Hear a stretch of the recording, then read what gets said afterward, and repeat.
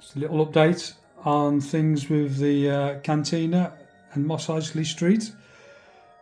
Quick updates with the placements of some of the figures I bought from the Echo Base Live at the weekend.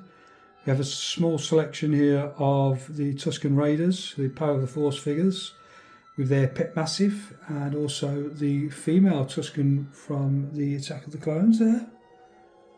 And I want to show you the Power of the Force Sandtroopers. So there's a couple of squad leaders there and the standard trooper there. Really good buy, very cheap. I've added, the weathering on these figures was crazy over the top. But I've got some white acrylic paint and painted the figures.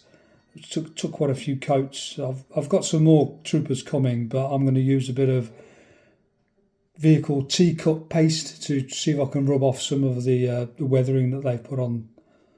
Might be a bit easier. Also, I'm going to touch up the pauldrons. Maybe have two more black and have one white, which is the sergeant. What I've done with these, because they came with all the heavy weapons and the backpacks, which is really why I bought them. Ammo pouches. I've created some ammo pouches myself, and let me just see, get a better shot of those. Ammo pouches with flaps. These were easily made with a bit of hard plastic, actually from, it was left over from the fairy lights. It's what the fairy lights for the cantina was wrapped around. So I've used that for the base, painted up. Then I used one of these cotton buds, cut into sections for the pouches, and then just sanded off. And then some thinner plastic, which I created the flaps and just cut a small section out and folded it over as a flap. Each piece individually painted black and then all glued together. And pauldrons I've seated underneath. Well, the pauldrons are over top of the ammo pouches.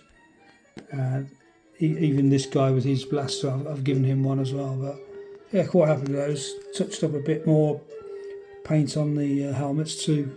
So they weren't the best. But whether I'll weather them or not, I'm not sure. But quite happy with those, how they've turned out. And so yeah, my first customised figure was done last week, the Nabron Leads. So the Nabron Leads that you receive with the Cantina is quite an exclusive figure, exclusive card back figure. So I've kept that in the bubble. And the earlier release Nabron Leads, the white suit, I had a few of those, so I decided that I was going to paint one of those up to reflect the latest release in silver, which, there we go. I'm really super happy with that, how that's turned out. There's a mixture of paints with that. I'd got some Mercedes Iridium silver paint, touch-up paint for the car, which I've used for the main body, and it's applied quite well to that. And then the other paints I've mixed up the colour of the hands. The boots are slightly darker. They're all acrylic paints, and yeah, so that's really good how it's turned out. Let's just show you the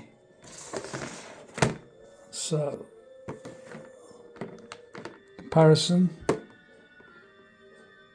Pretty close. Very happy with that. So there it is, a quick update, and some more good news.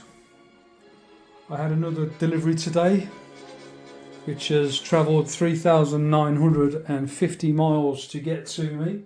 It's taken 11 days, and it's the Stan Solo Ubrican 9000, so I'll be getting that out today at some point, and we know where that's going on the display. I'd just like to mention that this flooring here, this is placed on the main 9mm MDF floor, and then the cantina is on another piece of 9mm MDF, which is drilled through for the lighting and wiring, and it's just all taped underneath, and is held off by some felt pads, which allows for the taping on the underside of the wiring. But this I've got to thank my sister Nicola for this suggestion. She had a pet gecko, and she lined the enclosure with these 12-inch self-adhesive sand desert coloured tiles, and she got quite a few of those left over, just enough for me to put on here. I've had a bit of a game getting the adhesive to stick because it kept lifting. I've added additional adhesive, weighed it down for hours and hours, but it's pretty much stuck now. There's a few areas where it's still lifting, which is a pain. So I'm having to stick the figures down with a bit of blue tack rather than the plastic display stands. I'm using a bit of blue tack there. So there we go, just a quick update, and yeah, look forward to the next video that I'll be posting shortly.